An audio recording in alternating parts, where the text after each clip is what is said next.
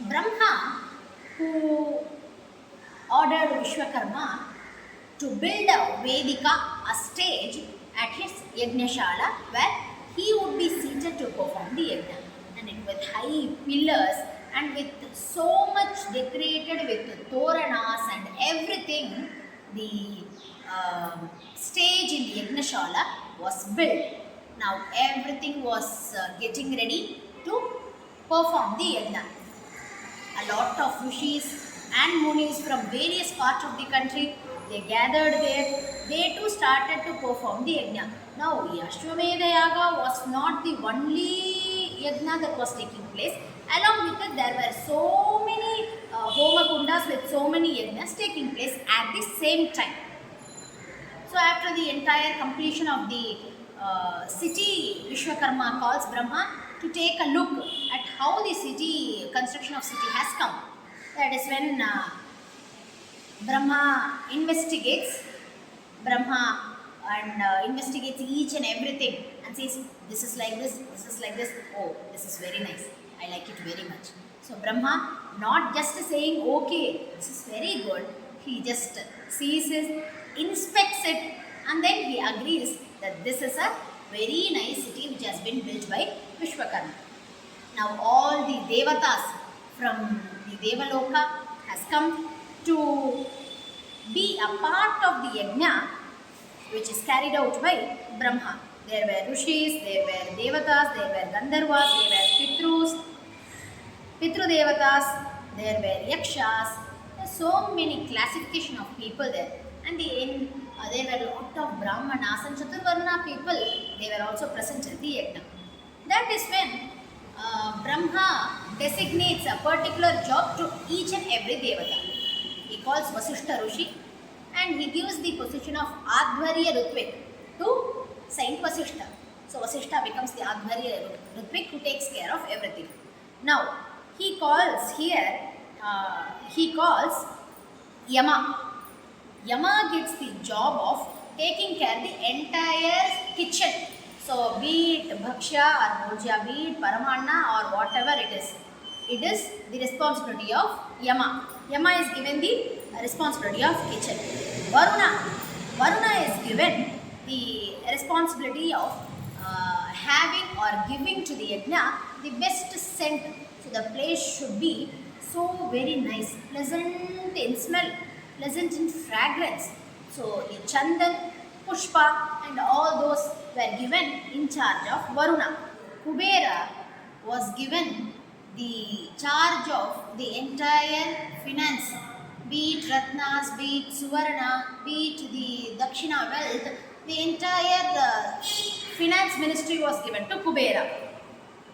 Now Vayudeva was given the charge of making the situation pleasant by having a cool breeze. The Vyajana Seva was given to Vayudeva. Now Ishvara was given the job to take care of the pashu, the cattle and the cows and beef cows or the goats which are brought for the yajna, which were present at the yajnashala. Now Agni was given the task to take care of all the fire in the Homakunda.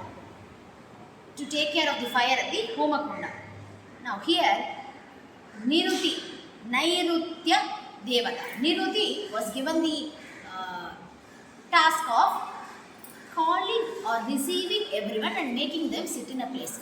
In our weddings today, we used to have so many people in the reception.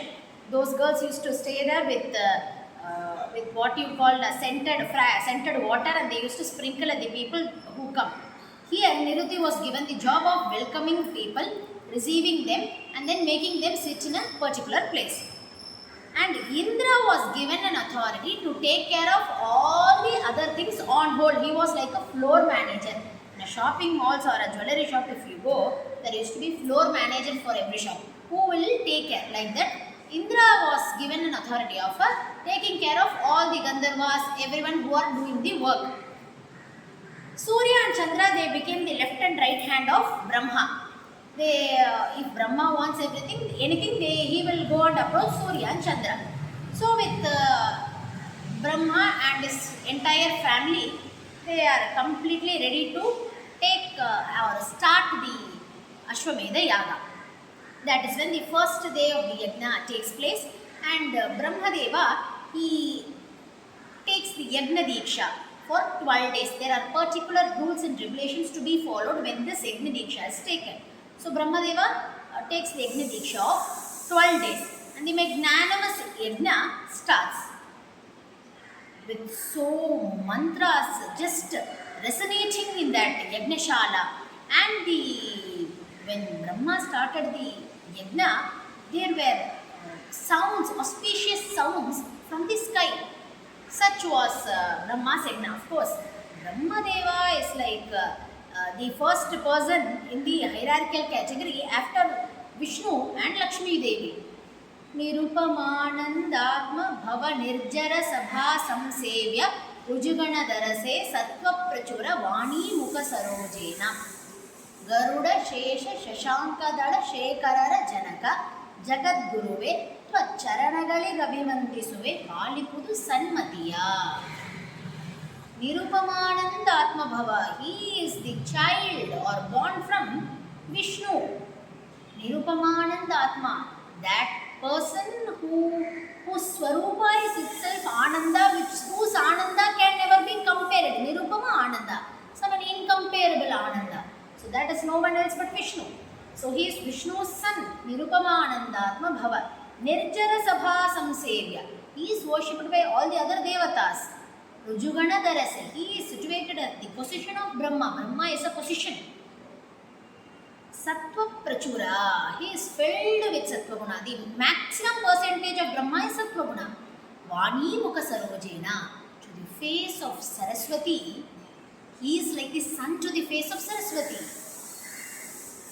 Vani Mukha Sarojena, Garuda Shesha Shashankadala Shekarara Janaka. Garuda is Garuda, Shesha is Adisesha, Shashankadala Shekara is Rudra.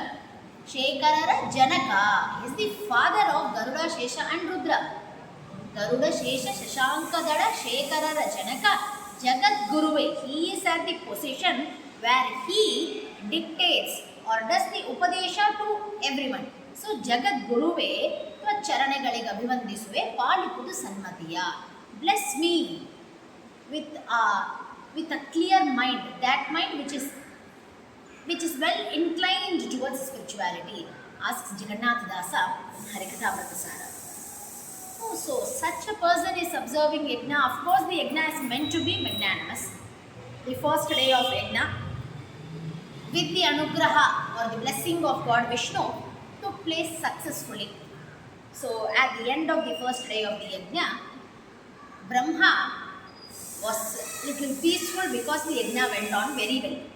Here Brahma observed the yajna along with Savitri, which is one of his wife, but not Saraswati. Let us come to that part afterwards. Now there were Rakshasas who were viewing these all this magnanimity of the yajna which has been carried out by Brahma, and they got very jealous. They invaded. How come these devatas, they are like a family doing all this work together? I just don't like what they are doing. That is what they taught in the first. Now here they says the name of the Rakshasas: Kalanemi, Viprachiti, Bana, Shambara, Hayagriva, Mura, Shanka, Manivan, Nishata.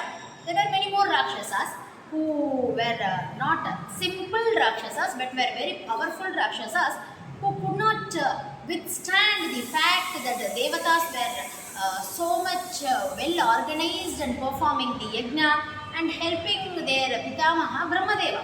These devatas thought, we are also Brahma's grandsons, so we should also be taking part in the yajna. Brahma has invited us, but he is not allowing us to take part in the yajna. We are just the audience.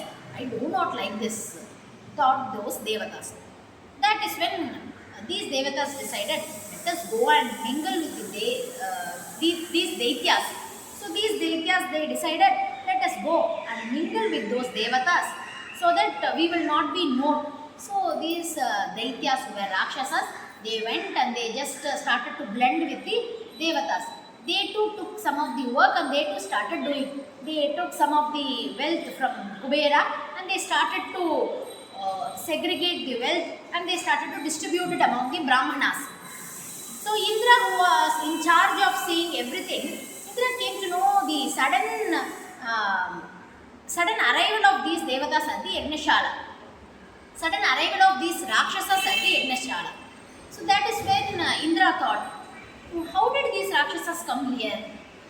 He saw those Rakshasas, they were distributing wealth to Brahmanas, they were completely involved in working.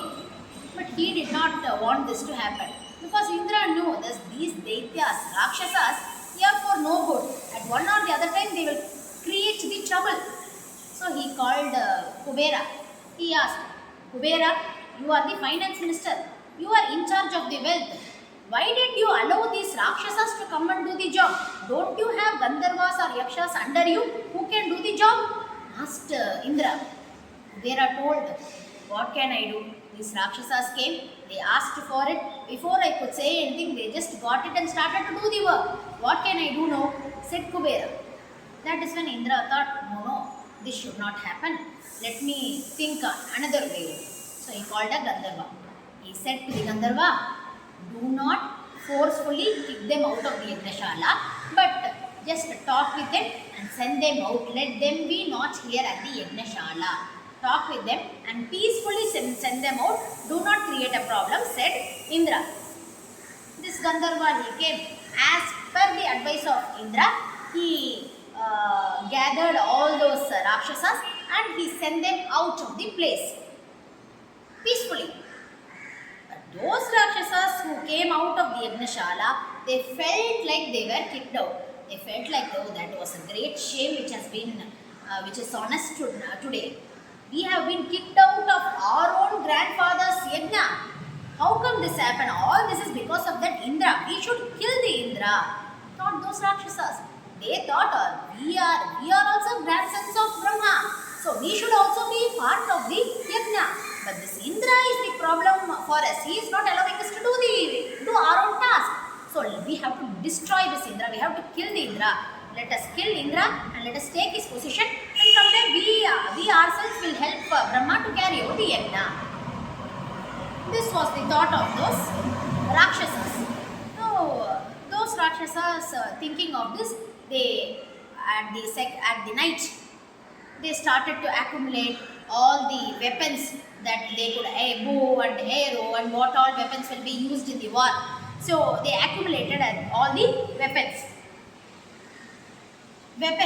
and they started to fight with the devatas. From the sky, they started to release the arrow, aiming on the devatas. So there was a complete mess which was starting to create the sudden downpour of arrows. Even lot of Brahmanas and ladies and children who were sitting there, they couldn't understand what was actually happening. So they all immediately, to find the shelter, they came to the Yagnashala and they stayed there. And these devatas, they also started to fight to protest against those Rakshasas. But they couldn't do. The Rakshasas were very powerful. That is when these devatas went and explained their situation to Brahmadeva. And Brahmadeva here cannot get up and fight. He has taken the Yajna Disha. So those who have taken the Yajna Diksha, they have to be bereft of anger, hatred. They should not fight and all. So Brahmadeva thought, I know there is only one person who can protect us. Whatever you say, only he can protect us. That is when Brahmadeva praises or compliments God Vishnu. He is the only protector of the universe. So Vishnu here incarnated or came in the form of a king with all the weapons. Sharngadhara is the Vishnu Rupa which came to Kanchi kshetra at the request of Brahma to save his yajna from the hurdle that has been created by Rakshasas. So the Rupa of Vishnu came, he was looking like a star, he was looking like a king, completely armed with bow and arrow and whatnot. And in return to the arrows that have been attacked on Devatas by the Rakshasas, Sharngadhara Rupa sent his arrows, which almost destroyed half of the Daityas.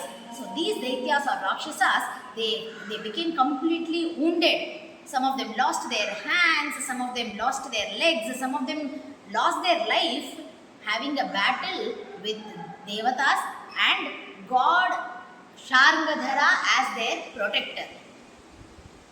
And everyone was mesmerized seeing Sharngadhara Rupa of God Vishnu.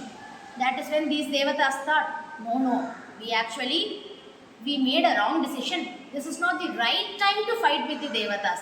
See, there is a right time to do each and everything. Otherwise, it's almost like success is not on the way. Likewise, here also, I think this is not a right time to fight with the Devatas. Let us stop the fighting here itself and let us go back. So they just run and hide in the forest range. So now after everything has subdued, again Brahma's that day yajna gets over. First day over and at the second day, the yajna starts. Now these Daityas who were almost wounded and almost in the path of their death, they thought, let us now go and stay at Patala Loka and let us not at present go and fight with them because this place is also not safe for us. That is when these Daityas, they just designed a plan. There is a cave which was created by Varaha and where Narasimha stays. And through the cave we once went to Patala Loka but then again came back. But now also Narasimha is there. But let us wait till dawn. At night we will silently escape and enter the cave and we will go to Patala Loka and we will collect more arms and then we will come. Thought those Rakshasas. They do not know that whatever they do, there will be Vishnu who will rescue these Devatas because they are on the side of the good. Now, so these Devatas, it became night. At the night time, they silently entered the Yagashala because this Yagashala is almost on the circumference of the Hastigiri, where the downside of the Hastigiri resides Narasimha, who is covering the hole through his back, right, which we saw on yesterday's lecture. Now, here these people, they came to the Yagnashala, but in a hurry, and it was a night time. So they couldn't see what is down. They just kicked the Homakunda. At one place, one of them kicked the Kalasha. It was a complete mess they created. And they tried to enter the cave coming behind the Narasimha. And that is when Narasimha Rupa, from there he again comes. Narasimha Rupa Pradurbhava again takes place and he stands as a pillar. He came out of pillar, now he stands as a pillar protecting the cave so that these Daityas do not escape. Now all these Devatas are pleasantly sleeping. So these Devatas do not know what is happening at the Yagnashala. So Narasimha Rupa is fiercely with a roaring voice standing at the entrance of the cave, going this side and that side. Just like when a game of Kabaddi is played, it is the people go this side and that side to not allow people to enter more than their vicinity. Likewise here also, to restrict the Daityas to the cave, Narasimha stood and moved this side and that side, restricting Daityas. These Daityas, they came to know about Narasimha's Pradurbhava. He thought, what has happened? We thought this Narasimha Rupa has become a Pratima. How come he come again? First he came from the pillar, now he is standing like a pillar. How come this happened? The roar of Narasimha is itself very beautifully explained. With one roar, they all just felt like they have lost their life, these Rakshasas. So with so much sadness because they saw Narasimha there, they started to run away from the place. That is when these Devatas woke up and they came to know about all the mess that has been created on the Yagnashala by these Daityas. Now these Devatas thought, even at the time we are sleeping, Narasimha is there to protect us. Vishnu is there to protect us. So what? In the first time when the Daityas attacked devatas and caused a hurdle for the yajna, it was with the praise or by the ask of Brahma, Vishnu came as Sharngadhara and protected. Now, even though Brahma did not ask, Narasimha came and protected the yajna. So, very pleased by taking a darshan of the Narasimha Rupa, Brahma and all the other devatas, that day, that night, they slept peacefully. And these devatas, they ran for their life and went and stayed at the Vindhyavali. So, this is a mountain range where they went and stayed there. That is when one of the Rakshasas, he thought, "Oh, whatever we do, Vishnu is coming to protect us. And see this, how much Brahma is showing partiality. He is also praying Vishnu because Brahma knows that Vishnu is definitely against us. So these people thought that Vishnu is against us. They do not want to be in the part of Vishnu. They do not want to be in the gang of Vishnu. So Vishnu is against us.